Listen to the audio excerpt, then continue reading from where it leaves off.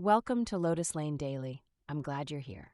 Today's wisdom is for anyone going through something hard. You know that feeling when you're the one who always texts first? When you're the one who suggests plans, follows up, checks in, and when you stop, you notice the silence just keeps going? You wait a week, a month, nothing. And you're left wondering whether these friendships were ever really mutual or whether you were just the person doing the labor of keeping them alive. It's a specific kind of hurt. Not the dramatic pain of betrayal, but something quieter and more corrosive. The creeping suspicion that you care more than you're cared for. That you are optional to the people you consider essential. If you're sitting with this right now, you're not imagining it. And it's worth thinking through honestly. The asymmetry is real. Let's not pretend the problem away. In most friendships, one person does more of the initiating. That's normal. People have different social styles, different levels of anxiety about reaching out, different habits formed over a lifetime. The friend who never initiates isn't always indifferent. Sometimes they're conflict averse, or depressed, or just wired to respond rather than initiate. They're not texting first doesn't necessarily mean they don't value you. But here's the thing about chronic asymmetry. It takes a toll even when the other person's intentions are fine.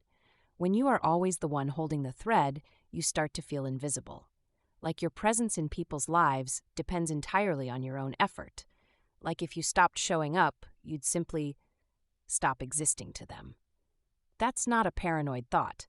It's a reasonable interpretation of the data you're living with.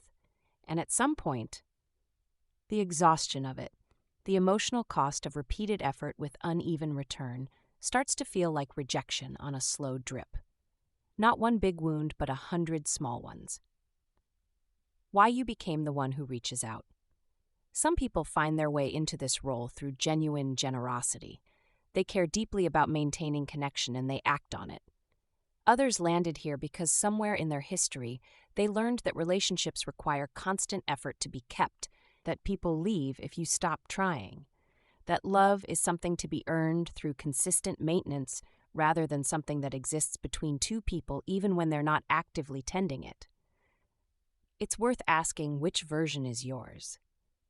There's a difference between someone whose warmth is a gift they give freely and someone whose reaching out comes from a fear of abandonment, a compulsion to check that people are still there. Both look the same from the outside, but they feel very different from the inside, and they lead to different kinds of pain. If your initiating is joyful, if you genuinely like being the connector, the one who gathers people, that's something to honor rather than fix.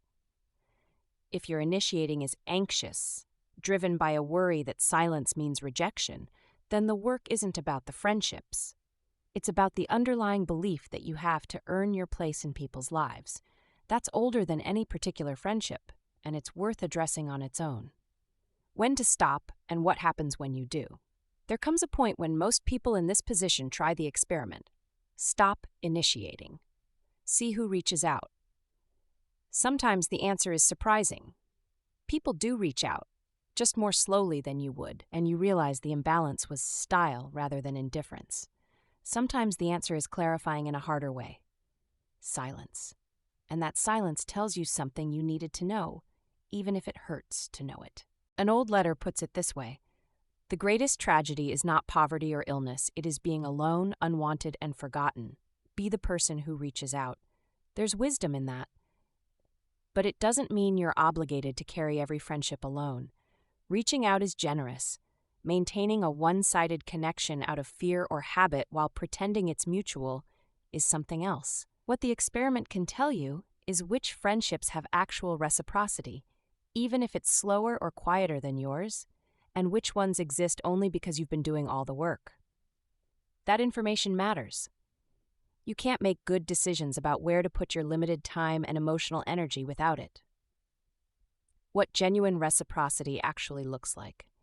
It's worth getting specific about this, because asymmetry in who texts first can hide genuine reciprocity in other forms.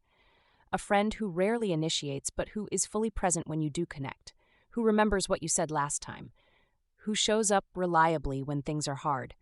That friend is not checked out. The reciprocity is just expressed differently. a friend who responds but is never really there, who appears to be in contact but whose replies are shallow, who forgets what you told them, who consistently bails when you need something real. That friend might actually be more absent than the one who reaches out less often.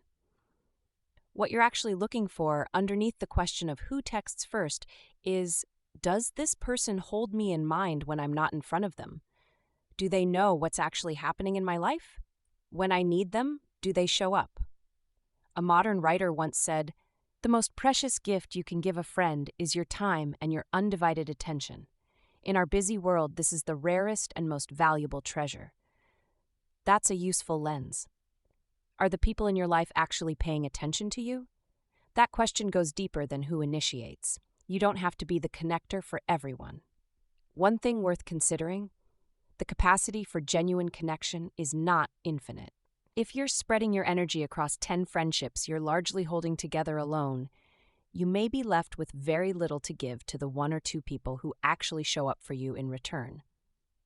There's a version of generosity that becomes self-depletion. Letting some friendships naturally wind down because you've stopped forcing them open is not abandonment. It's honesty about where the connection actually lives. And it frees something up: time, energy, emotional bandwidth that the people who genuinely meet you halfway deserve to receive. It also helps to notice what you feel after spending time with different people. Some friendships leave you more alive than before, more like yourself, more seen, more willing to be honest. Others leave you tired in a way that has nothing to do with how much fun you had. That tiredness is data worth paying attention to. It's telling you where the energy flows and whether it's flowing both ways. A friendship that consistently costs more than it gives isn't a failing on your part. It's a signal that the connection has become more obligation than relationship, and you're allowed to respond to that honestly. It's also worth asking yourself a harder question. What would your friendships look like if you stopped managing them and just showed up when you genuinely wanted to? Not out of duty, not to keep the connection alive, not to prove that you care, just because you actually felt like it in that moment. For some friendships, the answer would be that you'd reach out less and you'd stop dreading it so much. For others, you'd realize the desire to connect was always real. It was just mixed in with so much obligation that you couldn't tell them apart. Separating those two things, the real pull towards someone versus the anxious performance of friendship, is one of the more clarifying things you can do. The habit of reaching out, when it comes from a real place, from caring, from wanting to stay close to people you love, is one of the better qualities a person can have. It's just worth making sure it's aimed at people who, in their own way, are reaching back. That's the wisdom for today. If something here landed for you, share it with one person who might need to hear it too. Take it slow. I'll see you tomorrow on Lotus Lane Daily.